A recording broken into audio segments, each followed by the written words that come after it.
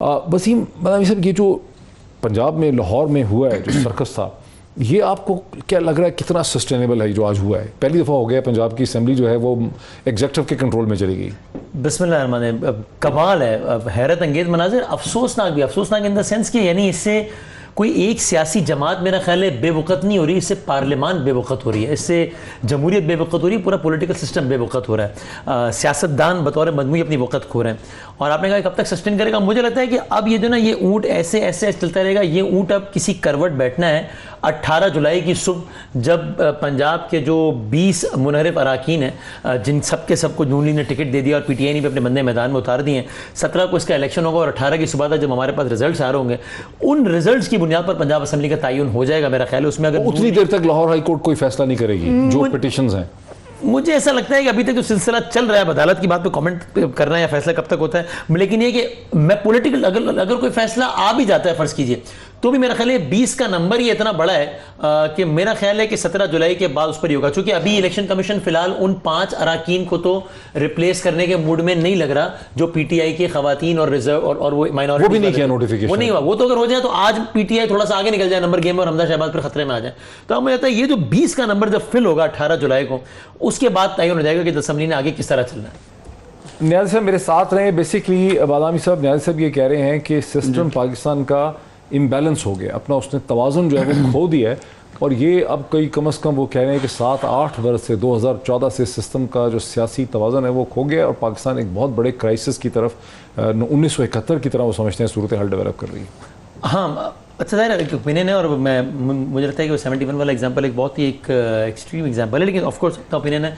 लेकिन मुझे हाँ ये ज़रूर लगता है कि देखिए, जब ये आर्गूमेंट ना बज़ाहिर बड़ा घिसा पिटा सा लगता है, लेकिन इस आर्गूमेंट के एग्जिस्ट करने की कोई वजह है, और मुझे समझ में आती है बात कि अगर हर कोई अपने अपने दायरा कार में रख के काम करे ना, अब ठीक है उसमें कोई भी आइडियल सिचुएशन नहीं होती, लेकिन मुझे लगता है कि ये 2013 ऑनवर्ड्स के उसके बाद इतना ज़्यादा चीज़ों में सब लोग आगे आगे आगे चले गए कि फिर जब कोई ऐसा इदारा जिसका बुनियादी काम कुछ और हो, वो अगर इन चीज़ों में बहुत आगे चला जाएगा तो फिर कंट्रोवर्शियल हुए बगैर रह नहीं सकता। वरना देखिए, पॉलिटिकल सिस्टम में अपनी अपनी लड़ाइयाँ होती हैं सियासतदानों की। जब सियासी स्टेक होल्डर्स को भी और आवाम को भी यकीन होना कि ये खालिसतन सियासी लड़ाई है, तो फिर वो खास हद से आगे नहीं निकलती। जब तासुर ये बन जाए और उन तासुर की कुछ वजूहात हो कि नहीं कोई किसी के पीछे कुछ है, तो फिर वो लड़ाई में दूसरे फरीक को भी ब्लेम करते हैं।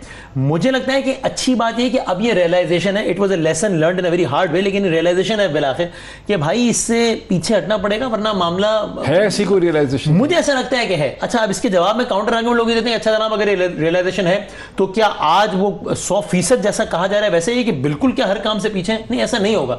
लेकिन वी नीड टू अंडरस्टैंड कि अगर एक चीज में इतना आगे तक कोई गया है तो उसको निकलते निकलते टाइम लगेगा। मुझे बहरहाल एक कन्विंस हूं मैं इस बात पे कि रियलाइजेशन है।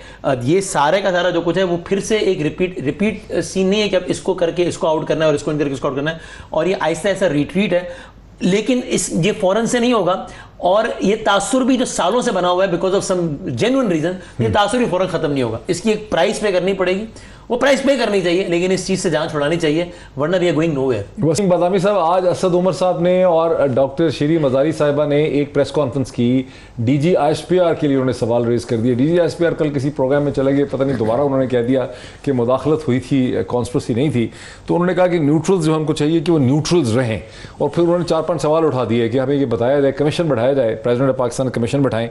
और वो पहले भी वो इमरान खान भी खत लिखेंगे, इससे पहले प्रेसिडेंट लिख चुके हैं खत चीफ जस्टिस को कि जुडिशल कमीशन बढ़ाया जाए। और सबसे इंपॉर्टेंट सवाल है कि अमरीकियों ने साइफर में लिखा है कि इमरान खान ने रूस का दौरा खुद से किया। उनको किसने, उनके अमरीकियों के जहन में ये बात डाली है कि इसके पीछे तो एक बहुत बड़ी एक्सरसाइज थी, सारे इदारे इसमें इकट्ठे थे। अमरीकियों को इस गलतफहमी में किसने शिकार कर दिया है कि प्राइम मिनिस्टर इमरान खान ज़ाती तौर पर रशिया में इंटरेस्टेड?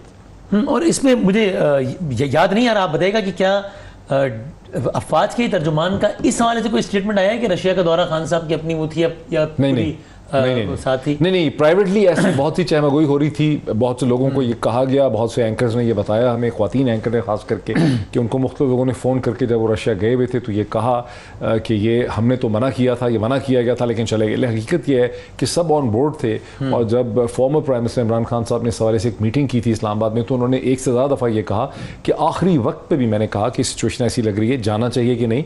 मुझे यही क्लियरेंस दी गई कि जाना चाहिए, बिकॉज अगर नहीं जाएंगे तो ताल्लुकात ख़राब हो जाए। सही, ठीक। अच्छा, एक तो मुझे ये लगता है कि इसमें कोई हर्ज नहीं है, बल्कि ऐसा हो जाना चाहिए, चूँकि बहरहाल किसी की कोई भी राय हो, इमरान खान साहब ने 1 करोड़ 60 लाख कितना वोट लिया है, तो उनके वोटर्स हैं और फिर ऑफकोर्स वोटर के अलावा बहुत सारे सपोर्टर्स हैं, वो इस बात पर कामिल यकीन रखते हैं कि ये जो कुछ हो रहा है वो अमेरिका के इशारों पर हो रहा है। ज़ाहिर है खान साहब के मुखालिफ वोटर्स की तादाद भी इतनी होगी अगर आप सारे वोटों को जमा कर लें, और उनके सपोर्टर्स भी अच्छे खासे हैं, उनकी राय ये नहीं है। लेकिन एक दफ़ा जब इतना बड़ा ये मामला फैल गया है तो इसको एक ऐसा कमीशन बनाकर, जिसके बारे में बाय द वे अब से कुछ मिनट पहले की डेवलपमेंट ये है इसी प्रोग्राम के दौरान कि DGISPR ने आज फिर एक चैनल को इंटरव्यू देते हुए कहा है कि जुडिशल कमीशन अगर कायम हो तो हमें कोई एतराज़ नहीं, हमें काबिल कबूल है।